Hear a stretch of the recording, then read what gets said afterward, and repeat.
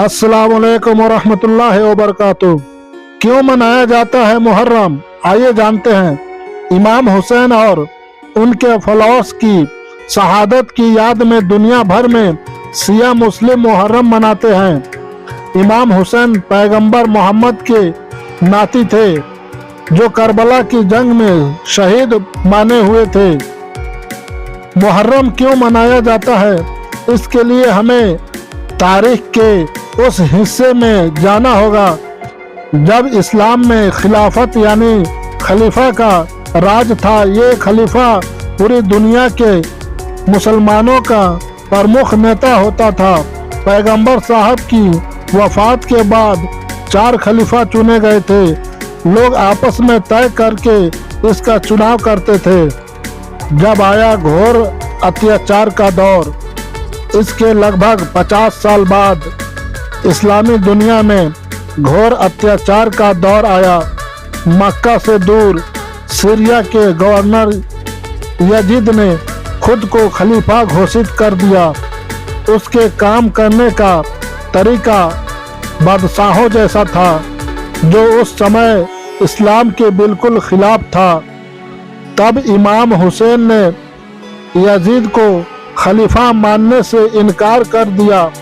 इससे नाराज यजीद ने अपने राज्यपाल वलीद पुत्र अतुवा को फरमान लिखा, तुम हुसैन को बुलाकर मेरे आदेश का पालन करने को कहो। अगर वो नहीं माने तो उसका सिर काटकर मेरे पास भेजा जाए। राज्यपाल ने हुसैन को राजभवन बुलाया और उनको यजीद का फरमान सुनाया।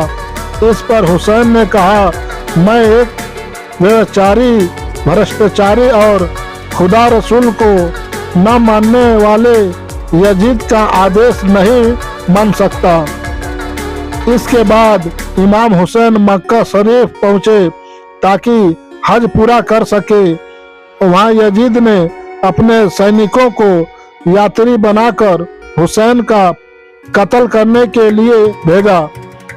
इस बात का पता हुसैन को चल गया और लेकिन मक्का ऐसा पवित्र स्थान है जहां किसी की भी हत्या हराम है।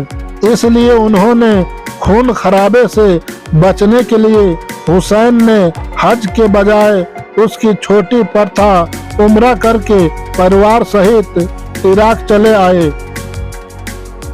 मुहर्रम महीने की 2 तारीख 61 हिजरी को हुसैन अपने परिवार के साथ करबला में थे। 9 तारीख तक यजीद की सेना को सही रास्ते पर लाने के लिए समझाइश देते रहे, लेकिन वो नहीं माने। इसके बाद हुसैन ने कहा, तुम मुझे एक रात की मोहलत दो ताकि मैं अल्लाह की इबादत कर सकूं। इस रात को आशूर की रात कहा जाता है। गले दिन जंग में हुसैन के 72 फॉलोअर्स मारे गए। तब सिर्फ हुसैन अकेले रह गए थे, लेकिन तभी अचानक खेमे में शोर सुना। उनका 6 महीने का बेटा अली असगर प्यास से बेहाल था। हुसैन उसे हाथों में उठाकर मैदान करबला में ले आए। उन्होंने यजीद की फौज से बेटे को पानी पिलाने के लिए कहा, लेकिन फौज नहीं मानी और बेटे ने हुसैन की हाथों में तड़प कर दम तोड़ दिया।